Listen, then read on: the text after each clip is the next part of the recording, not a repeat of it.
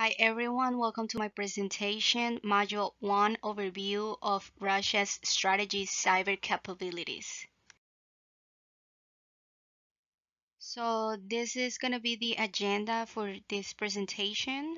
We will start from introduction, Russia's information sphere as a battlefield. Global context. Russia has increasingly restricted citizens' internet use. This trend grew after Snowden's 2013 disclosures, which shifted global attitudes towards surveillance and data control. Russia views the information sphere as infrastructure and a contested space in modern warfare. Russia's strategy cyber posture. Since the early 2000s, Russian doctrine has defined the information sphere expansively, covering networks, public trust, and national unity. Currently, this doctrine underpins all Russian cyber strategy. One of Russia's most notorious cyber warfare units is Sandworm. They targeted Ukraine's energy grid, spread the devastating NotPetya malware globally, interfered in democratic elections, and disrupted high-profile global events. So Russia's cyber activities are not limited to official state units. They also draw on a broader ecosystem of actors, patriotic hackers. These are cyber criminals who operate with state tolerance. So, and even private military firms creating an ambiguous environment that blurs lines of accountability. Russia blends cyber attacks with traditional military tactics in hybrid warfare. In Ukraine, for example, malware like Whispergate and Hermetic Wiper has been used to disable systems, create chaos, and undermine public trust alongside physical military operations. And I wanted to share some case studies insights from CyberWire podcast. This podcast confirms the strategy focused on infrastructure disruption, the persistence of Russian operations, and the integration of cyber into hybrid warfare. Um, they have real world examples and they are very interesting because they strengthen our understanding of Russians' long-term cyber objectives. Global implications and future outlook. Russian cyber operations have far-reaching effects. They destabilize infrastructure, erode trust in public systems, and make attributions difficult. But there are ways to mitigate and reduce risk. The global community must maintain vigilance, share intelligence, and adapt strategies to meet these evolving threats. The last module, we explored the who, identifying the key actors involved in Russia's cyber operations, from state agencies to proxy groups and cyber criminals. Now we'll shift to the what, examining the patterns and the geopolitical dynamics that drive their actions. Russia's cyber strategy. Russia's approach to cyberspace is shaped by Cold War traditions. They see it as both a vulnerability to defend and a weapon to protect power. Cyber operations allow Russia to challenge the West at relatively low cost.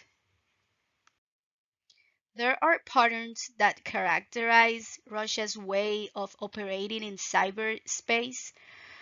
Since the early 2000s, Russia has consistently relied on cyber operations to exploit vulnerabilities. These patterns blend espionage, data theft, and information operations targeting NATO, the EU, and US institutions as well. I believe there are three main motivations drive Russian cyber operations. The first one is security concerns about NATO and Western restrictions. The second, the need for economic leverage. And the last one, a strong focus on controlling information at home and abroad. Historical context of Russian cyber operations. Russia's cyber strategy is rooted in Soviet-era traditions of information warfare by carrying Cold War strategies into cyberspace. Russia extends its long-term geopolitical goals into the digital domain. Russia's operational tactics include phishing, malware, and supply chain attacks. These methods target critical sectors to gather intelligence, disrupt systems, and manipulate outcomes, often in energy and financial industries. Case studies and major incidents. Apt 28 shows Russia's strategy in action. By combining espionage with leaks, Russia amplifies division and undermines trust. From Estonia in 2007 to Ukraine in 2014 and the 2016 US elections, we can see consistent disruptive patterns. Integration of cyber intelligence. Russia integrates cyber intelligence into its broader military and political strategy. Offensive and defensive operations go hand in hand, with information campaigns amplifying the effects of stolen data and disruption. In today's conflicts, cyber is a permanent part of hybrid warfare. Russia relies on a multi-actor approach, blending state agencies with criminals and activists, allowing deniability while still steering outcomes. In conclusion, to end Module 2 presentation, Russia's cyber operations are shaped by recurring patterns, historical roots, and modern tactics, motivated by security, economics, and information control. These operations are fully integrated into Russia's geopolitical strategy. Hello everyone, welcome to Module 3, the when. In the previous module, we examined the what, the recurring patterns and motivations behind Russia's cyber operations. Now we will study the when, questioning the timing of key cyber events and moments of intensified Russian activity. Importance of the when. Understanding when Russia launches cyber operations helps us see the connection to larger political moves. Attacks are rarely random, they often align with key political or military moments. The first big examples came in Estonia in 2007 and Georgia in 2008, where cyber attacks unfolded alongside political tensions and even military conflict. These incidents became the blueprint for Russia's future cyber operations. Ukraine in 2014 marked a turning point.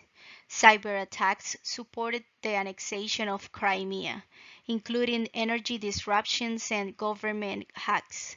This showed how cyber became a permanent feature of hybrid war. The 2016 US election interference is one of the most well-known cases. Russian hackers stole and leaked information to create division at a critical democratic moment.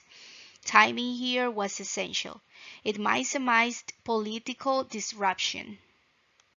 During Russia's invasion of Ukraine, we have seen thousands of cyber incidents within a year, targeting energy, government, and communications.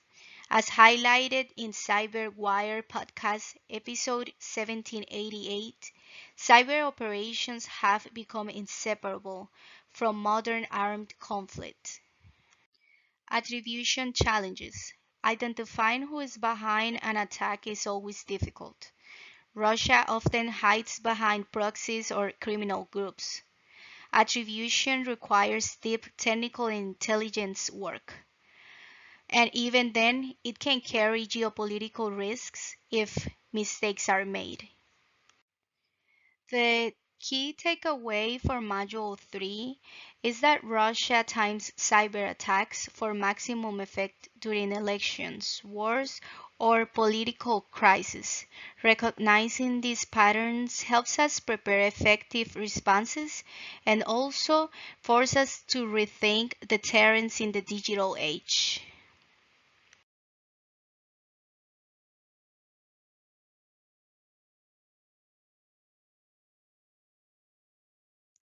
Hi everyone, welcome to Module 5.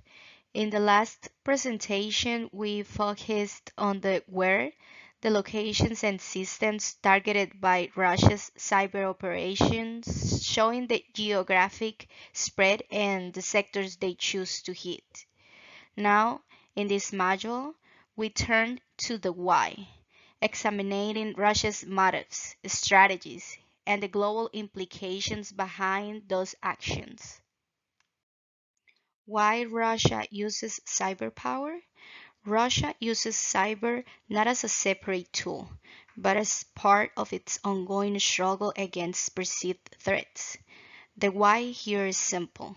Cyber gives Russia an affordable, deniable, and powerful way to destabilize opponents without going to war. This lowers the chance for actions and makes cyber a constant element of Russia's statecraft. Moonlight Maze in the late 1990s was the first significant signal of Russia's long-term strategy. The attacks showed sustained espionage, quietly stealing military and research data. The why here was to gain strategy advantage, build knowledge, and show that Russia could infiltrate US systems without triggering open conflict. The Estonia attacks in 2007 were symbolic but revealing.